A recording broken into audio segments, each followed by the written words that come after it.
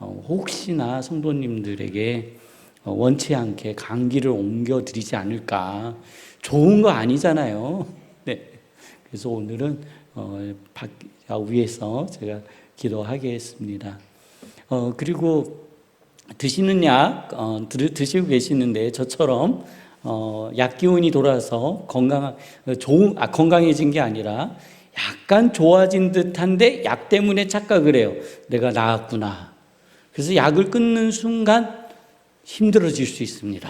그러니까 꼭 약은 의사와 약사 선생님이 정한 기간 동안에 다 드시기를 권면하여 드립니다.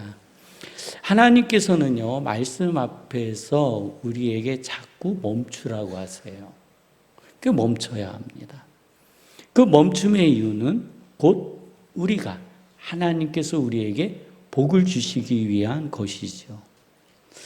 하나님께서 오늘도 성도님들에게 말씀을 통해 멈추라 하십니다. 오늘 이 멈춤을 통해 성도님들의 가정에 복이 임하기를 축원합니다. 우리 함께 이 복을 선언하도록 하겠습니다. 하나님, 저를 복되고 복되며 복되게 하옵소서. 하나님, 저의 생각을 복되게 하시고 몸을 복되게 하시며 마음을 복되게 하옵소서. 하나님, 저의 자녀를 복되고 복되며 복되게 하옵소서. 아멘. 사람은 눈에 보이는 것으로 종종 평가합니다.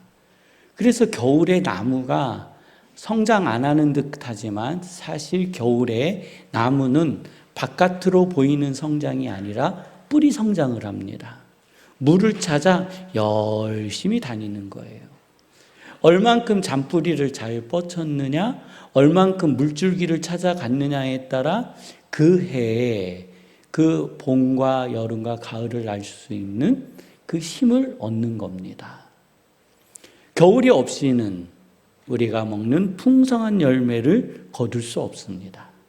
하나님께서는 식물에게도 멈추라 하셨습니다. 식물이 멈춰야 하는 이유는 그 식물이 풍성하여지기 위한 겁니다. 그 식물이 번성케 하기 위한 겁니다. 하나님께서 마찬가지로 우리에게 멈추라 하신다면 그 멈춤을 통해 하나님께서 성도님들을 충만케 하심을 믿으시기를 바랍니다. 우리 함께 이 충만을 두 손을 불끄치고 함께 선언하도록 하겠습니다. 하나님, 저로 생육하고 번성하며 이 땅에 충만하게 하옵소서. 하나님, 저의 자녀로 생육하고 번성하며 이 땅에 충만하게 하옵소서. 하나님, 중앙교회로 말씀이 생육하고 번성하며 이 땅에 충만하게 하옵소서. 아멘. 밀라노 올림픽에 스노우보드 최가온 선수가 있습니다. 사실은 이 종목은 인기 종목도 아닙니다. 우리들이 잘 몰랐어요. 저는 스노우보드 하면은 위에서 타고 내려오는 것밖에는 모릅니다. 도대체 올림픽 종목에 어떠한 경기가 있는지도 사실은 모릅니다. 그냥 돈 있는 아이들이 열심히 잘 배우는 경기. 그래서요, 그 가운데 금메달을 딸 것이라고는 사실은요, 대한민국 그 누구도 기대하지 못하는 겁니다. 김연아 선수가 피겨스케이트 하나로 전 세계에 감동을 주었던 것처럼 그 전에 우리는 다 몰랐어요. 그 다음에 김연아 선수가 사라지고 나니 우리가요, 피겨를 보나요? 안 봅니다. 김연아 선수를 대응할 만한 선수가 없어요. 당연히 스노우보드도 인기 종목이 아닙니다. 우리는요, 스케이트 타고 돌진하는 것만 봅니다. 막 달려가가지고 다리 쫙 뻗어서 1등! 예, 그것만 막 중계하잖아요. 거기는 우리 메달 바치잖아요. 근데 이 최가온 선수가 금메달을 받았어요. 세계가 놀랐습니다. 왜냐하면 1차, 2차, 저는 이 경기 규정도 몰라요. 1차, 2차, 3차 시도를 하는데 그 중에서 가장 높은 점수를 자기 곳으로 선정하여 금메달을 받게 된다라는 거예요. 메달을. 최가온 선수가 1차 시도에서 떨어졌던, 저는 얼만큼 아픈지도 몰라요. 안 떨어져 봤으니까. 성도님들 아세요? 예, 모르죠. 예. 근데 이 선수를 태우러 들것이 들어갔어요. 이 선수가 걸어 나왔습니다. 2차 시도에 또 실패를 했어요. 이제 메달은요, 날아갔습니다. 그 누구도 최가온 선수가 완벽한 연기를 할 것이라 아무도 생각하지 못했습니다. 그의 나이 만 17세, 지금 고등학교 3학년입니다. 아직은요, 앞이요, 창창한 선수예요. 근데 이 3차 시기에 최고점을 맞아서 금메달을 받았습니다. 정말 놀라운 이야기입니다. 미국에서는요, 자국의 선수가 금메달을 받을 것이라 기대하고 있었는데 1차, 2차에서 탈락한 선수가 3차에서 갑자기 90점이 넘는 점수를 받을 거라 누가 생각할 수 있겠습니까? 그냥 완주만 해도 대단하다라고 생각했을 거예요. 그래서 전 세계가 놀랐습니다. 미국은요, 그 분야에 연속 3번의 메달이 나올 것이라 기대했다고 합니다. 근데 그게 좌절됐잖아요. 좌절됐어요. 저도 궁금했습니다. 그래서 찾아보고 싶잖아요. 이 선수에 대해서 어떻게 평가하고 있나. 영상도 찾아보고 시합도 봤어요. 그러다가 기사 하나를 발견했습니다. 최가온 선수가요, 강남 부자들만 사는 최고 자기 아파트에 산다라는 기사가 올라왔어요. 제가 5번째, 6번째 댓글을 달았어요.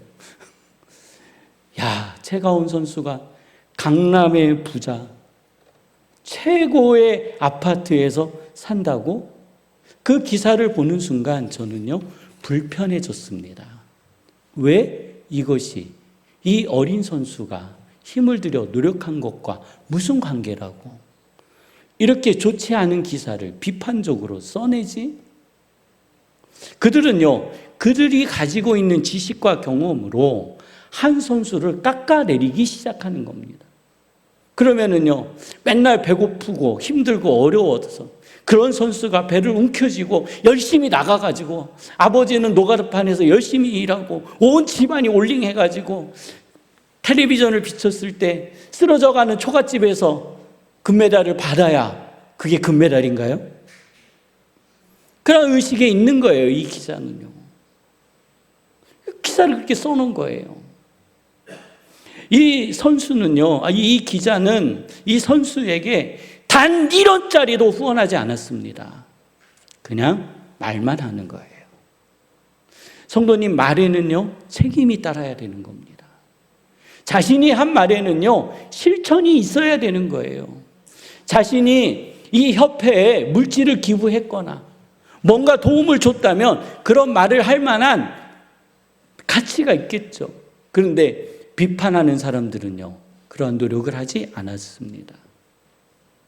정말 그 선수를 축하해주고 격려해주는 사람들은 그 선수와 함께 시합을 하고 힘들 때 물을 떠다주고 병원에 입원했을 때 방문해서 격려해주고 어깨를 두들겨주고 커피 한 잔 사주고 마라탕 한 그릇 사주는 그 사람들이 정말로 말의 책임을 지는 사람들입니다. 롯데의 신동빈 회장은 사실 방송에도 안 나와요. 그런데 2014년부터 지금까지 300억 원이나 넘는 돈을 이 협회에 투자를 했다는 거예요. 그래서 우리는 그 멋진 경기를 볼 수 있었습니다. 사랑하는 성도님들, 우리는 이 최가온 선수의 경기를 보고 그 이후에 그 선수를 대하는 우리의 모습, 우리 공동체의 모습을 통해서 말만 앞서고 비판만 앞서는 우리가 되지 말자. 그를 함께 격려해주고 지지해주고 메달을 받지 못한 선수도 자기 나름대로 최선을 다했고 힘을 다했으니 내가 가서 커피 한 잔 못 사주지만 위로하고 격려해주는 따뜻한 말을 나누는 거룩한 성도 되시기를 주님의 이름으로 축원합니다. 야고보서 1장 19절로 27절 말씀은요, 그런 말씀이에요. 우리 보고 너는 말만 하지 말고 실천하라. 실천하라. 말하기 전에 무엇하라고요? 실천하라. 말씀을 듣는 자만 되지 말고 말씀을 실천하는 자가 되어야 한다라는 거예요. 그래서 말씀에 이렇게 말씀하세요.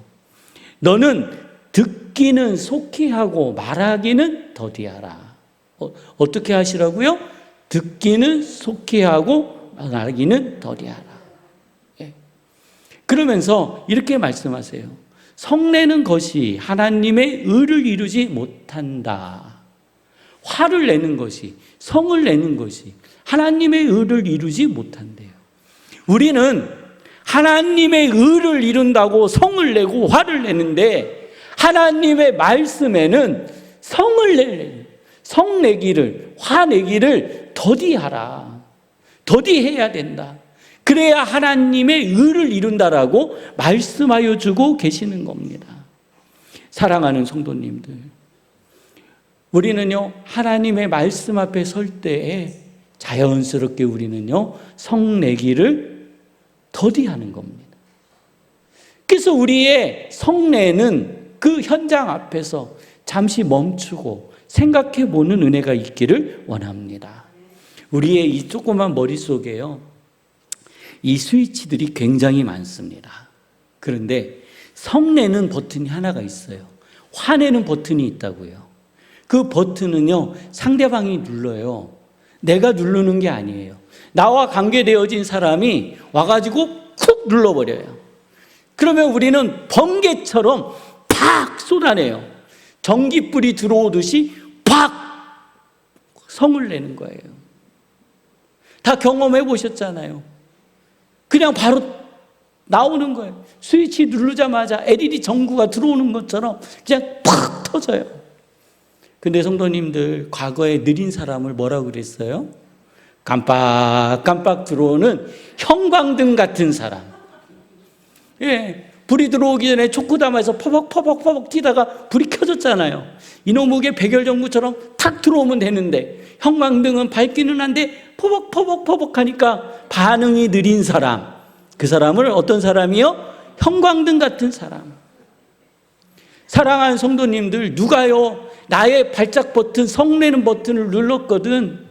형광등 같은 사람이 되셔도 됩니다. 멈추셔야 합니다. 그냥 스위치가 들어갔다 나왔다 하셔도 됩니다. 그러다가 꺼지면 더 은혜입니다.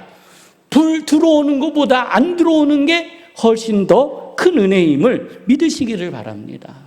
하나님, 나의 분노의 감정, 화의 감정 앞에서 멈추는 훈련이 되게 하여 주옵소서. 나의 욕망 앞에서 하나님, 내가 하나님의 말씀 앞에 서는 훈련이 되게 하여 주옵소서. 우리들이 하나님의 말씀, 나의 분노의 감정에서, 화난 감정에서, 성내는 감정에서 멈출 때 하나님의 말씀은 우리에게 이렇게 말씀하세요. 새 속에 물들지 않는다. 우리가 즉각적으로 반응하면 우리는요 새 속에 물들 수 있어요. 그런데 우리가 하나님의 말씀 앞에 멈추면 우리는요 새 속에 물들지 않는다라고 오늘 말씀은 저희에게 말씀하여 주고 계시는 겁니다. 성도님들, 주님이 물으십니다. 너는 오늘 나의 말씀 앞에 서기를 원하니? 어떻게 대답하시겠습니까? 하나님의 말씀 앞에 섰을 때 우리는요 참 많은 고민을 하게 됩니다. 그것이 우리예요. 우리는 생각을 많이 해요. 하나님의 말씀이 발람에게 선언되어졌습니다. 발람에게 선언된 하나님의 말씀은 어떻게 됐을까요? 발람 그 개인에게. 다 아시죠? 발람은 실패했습니다. 무엇 때문에 실패했을까요? 우리는 오늘 이 발람의 교훈을 통해서 실패의 원인을 찾아봐야 합니다. 하나님 아버지의 말씀 앞에 서서 내 자신을 돌아본다고 하는데 나는 여전히 발람과 같이 기도하고 있지 않은가 하는 모습, 한번 찾아보는 은혜가 있기를 원합니다. 광야의 선지자 발람에게 귀한 손님이 찾아왔습니다. 그 귀빈이 요구하는 것은 그렇게 어려운 이야기가 아닙니다. 그냥 자신이 하는 것처럼 광야의 이스라엘을 향하여 저주하는 기도를 요구하는 겁니다. 큰 물질을 가지고 왔습니다. 큰 선물을 가지고 왔습니다. 하나님 어떻게 할까요? 가지 마. 정말요? 가지 마. 정말 가지 말까요? 가지 마 하셨습니다. 발람은 가고 싶었습니다. 그리고 하나님의 말씀을 순종하는 것을 다른 방향으로 생각했어요. 안 가는 것보다 가서 하나님의 말씀에 순종할 수 있잖아요. 꼭 먹고 알 먹고 새 집 털고 할 수 있잖아요. 할 수 있잖아요. 그것이 우리의 욕망입니다. 발람을 향해 가고자 하는 발람을 향해 하나님은 말씀하십니다. 밤을 새서 말씀하십니다. 가지 마라. 하나님, 저는 가고 싶습니다. 가고 싶습니다. 가고 싶습니다. 아니, 가지 말라니까. 다음 아침에 일어나 그들에게 하나님께서 가지 말라고 하셨습니다. 누가요? 하나님께서. 너는 가고 싶은데요. 누가 막는다고요? 하나님. 그들이 또 간청합니다. 그래서 또 이야기합니다. 내가 다시 한번 하나님께 가서 기도해보고 올게. 그의 마음속에 무엇이 싹트고 있어요? 가고 싶은 마음인 거예요. 하나님의 말씀이 자신에게 선언되어졌을 때 단번에 잘라야 되는데 그는 계속 가고 싶은 거예요. 하나님께 또 기도합니다. 하나님, 저는 정말 가고 싶습니다. 정말 가고 싶습니다. 하나님의 뜻을 이루는 방법이 가지 않는 것 말고는 없다고 하시지 마십시오. 다른 방법도 있지 않겠습니까? 그 현장에 가서 그들과 함께하며 하나님의 영광을 드러낼 수 있지 않겠습니까? 하나님, 가고 싶습니다. 하나님, 가고 싶습니다. 저들이 너무나도 저를 요구하고 있습니다. 저를 불러주고 있습니다. 하나님, 가고 싶습니다. 하나님 뭐라 하셨어요?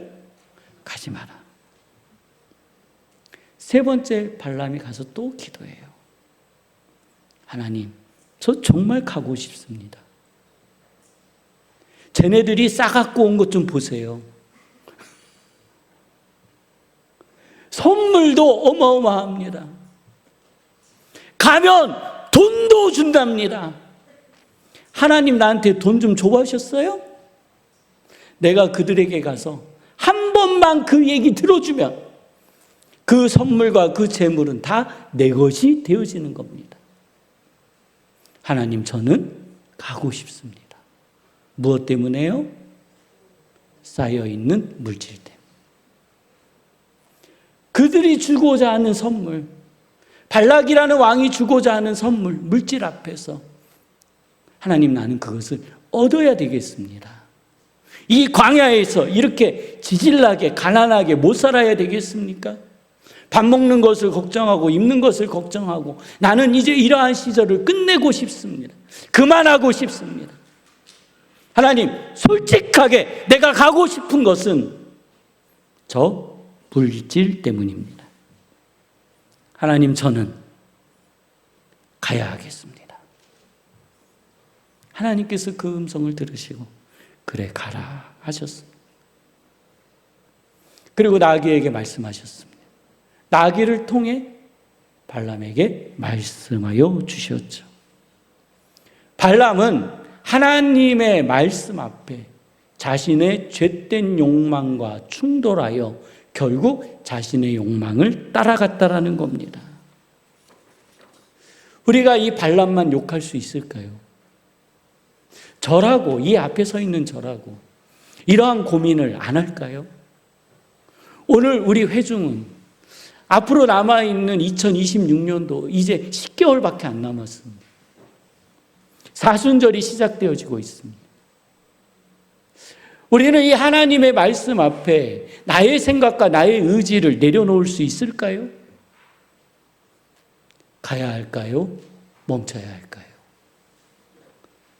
그것은 성도님의 선택입니다. 하나님은 가라, 가지 마라 말씀하십니다. 나는 알고 있습니다.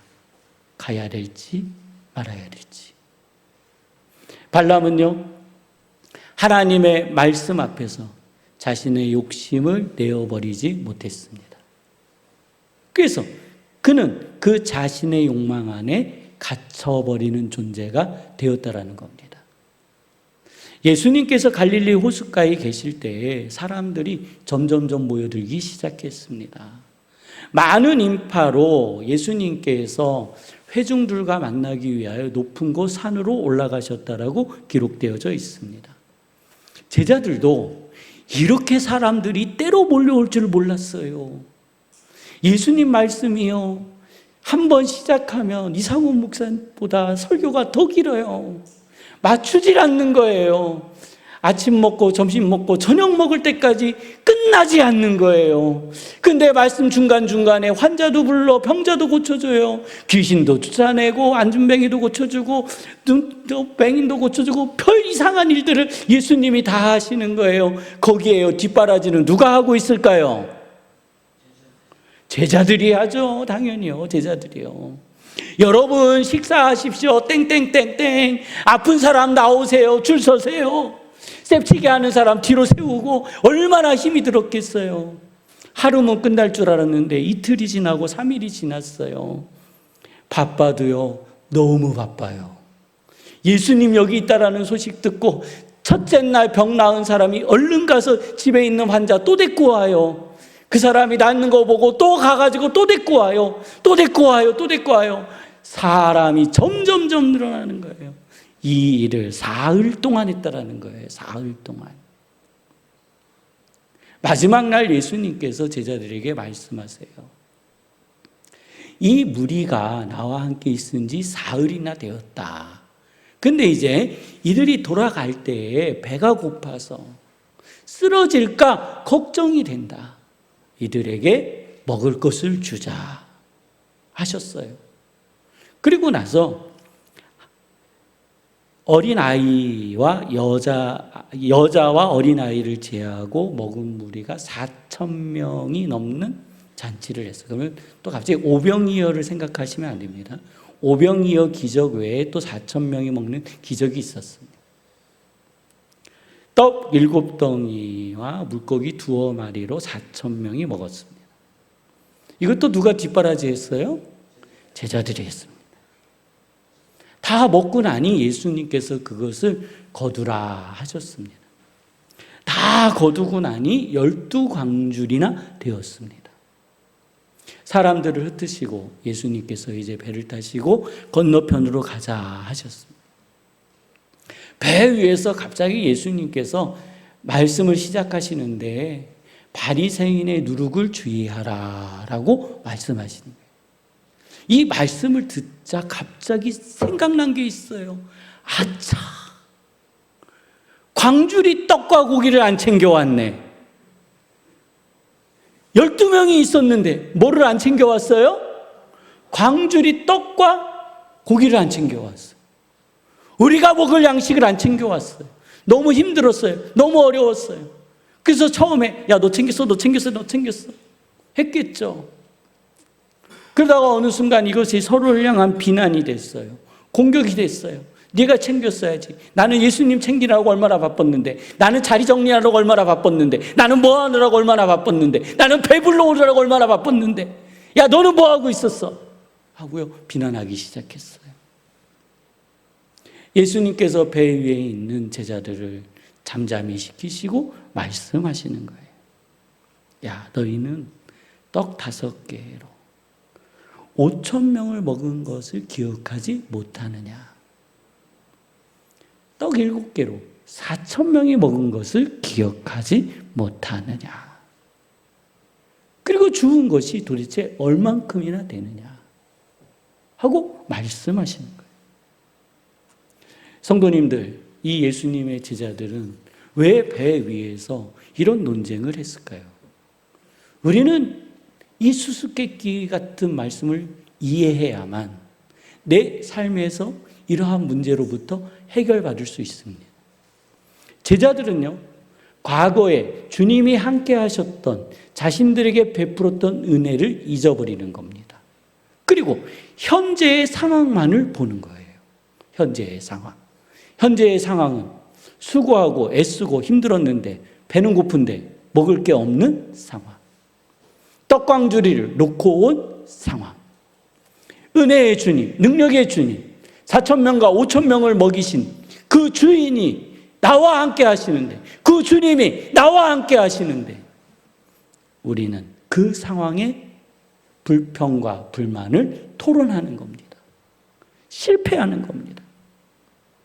사랑하는 성도님들, 우리가요, 이 제자들을 이야기할 수 있을까요? 오늘 사랑하는 성도님들, 예수님 믿고 우리가 하나님 믿고 예수님의 제자라고 하고 하나님의 자녀라고 하면서 상황 앞에서 넘어지면 안 됩니다.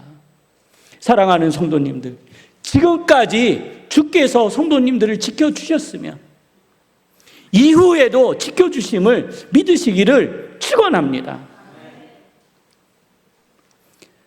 바리새인에 대해 예수님의 평가는 매우 냉철합니다.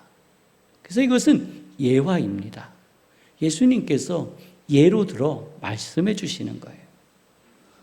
한 바리새인이 성전에 가 두 손을 번쩍 들고 소리 높여 이렇게 기도했다. 하나님, 나는 다른 사람들, 곧 토색, 불의, 간음하는 자들과 같지 않습니다. 그리고 저 세리와도 같지 않습니다. 나는 일에 2번 금식하고 내 소득의 11조를 정직하게 하나님께 드리는 자입니다. 이러한 바리새인들에게 예수님은 너희는 회칠한 무덤과 같다라고 말씀하셨어요. 어쩌면 우리는요, 제2, 제3, 제4의 바리새인의 삶을 살고 있을 수도 있습니다. 비그리스도인들이 우리를 향하여 바리새인과 같다라고 이야기할 수 있습니다. 우리는 이 바리새인에 대해서 좀 더 연구하고 왜 예수님께서 이들에게 이렇게 말씀하셨는지도 찾아보고, 그리고 세상 사람들은 왜 나를 향하여 바리새인과 같다라고, 이중인격자와 같다고, 삼중인격과 같다라고 말은 잘하네, 이러한 이야기를 왜 우리가 들어야 하는지 오늘 좀 말씀을 통해서 찾아봐야 합니다. 바리새인은요, 사실 말씀대로 살고 있는 사람들입니다. 말씀을 따라 살았습니다. 그것은 분명합니다. 그리고 그 말씀을 가르쳤습니다. 또 바리새인들은요, 사회적 정의를 지키는 사람들입니다. 그래서 두 손을 들고 자신 있게 기도하잖아요. 하나님, 나는 토색과 불의와 간음하는 자들과 전혀 다른 존재들입니다. 나는 세상에 속해서 살지만 세상에서 분리된 존재로 살고 있습니다. 그리고 이들은요, 종교인이었습니다. 철저했습니다. 하나님, 나는요, 일에 2번이나 금식합니다. 기도합니다. 그리고 11조도 예물로 드립니다. 하나님, 나는 이런 사람입니다. 이들은요, 사회적 정의를 이루고 있고 종교에도 열심인 사람들입니다. 우리는 이들에게 말할 수 없습니다. 우리는 이들의 삶을 보면 우리 스스로 고개가 숙여지는 듯 합니다. 그런데 예수님께서 이들에게 그것이 아니다라고 말씀하십니다. 그 이유는 매우 간결합니다. 바리새인들은 하나님의 말씀을 들고 말씀을 이루며 살아가는 것처럼 보이지만 이들의 이중성 안에는 하나님의 말씀은 판단의 도구요 잣대였습니다. 이 하나님의 말씀이 자신을 비추는 것이 아니라 하나님의 말씀으로 다른 사람을 빗대기 시작했다라는 겁니다. 그래서 비교하여 나는 거룩하고 세리는 악하다라는 겁니다. 나는 내가 가르치는 율법에 철저합니다. 나는 내가 말하는 것에 철저합니다 라고 이야기하지만 이들에게 있어서 하나님의 말씀은 도구일 뿐입니다. 하나님의 말씀은 그의 영혼을 변화시키지 못합니다. 하나님의 말씀은 그의 삶이 되지 못했습니다. 그들의 삶처럼 살아가는 것 같지만 그것은 타인을 비난하고 비판하기 위한 것이고 다른 사람들을 가르치기 위한 도구였을 뿐이라는 겁니다.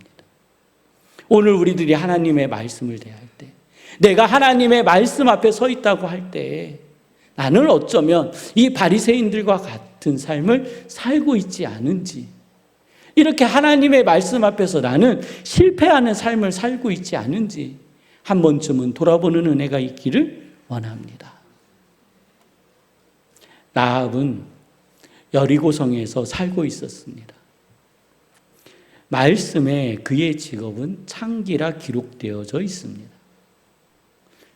그래서 그 직업 때문에 라합은 손님들을 통해 세상에 돌아가는 일들을 들을 수 있었습니다. 와서 막 떠들잖아요. 이런 일이 있었고 저런 일이 있었고 무슨 일이 있었고. 근데 유독 들리는 소식 중에서 라합을 궁금케 하는 소식이 있었는데 그것은 광야의 이스라엘 백성에 대한 이야기였습니다. 400년 전에 이스라엘 백성은 애굽에 들어갔고 모세를 통하여 출애굽했습니다. 그들의 이야기는 그의 가슴 속에서 떠나지 않습니다. 그래서 자꾸만 그 정보를 캐고 그리고 구하고 찾는 겁니다. 사실 출애굽하여 광야에서 40년이라는 시간이 되어졌다면 광야에서 흩어졌든지 아니면 광야에서 정착을 하는 것이 통상 맞는데 이 이스라엘 백성은요 40년 동안 흩어지지도 않아요.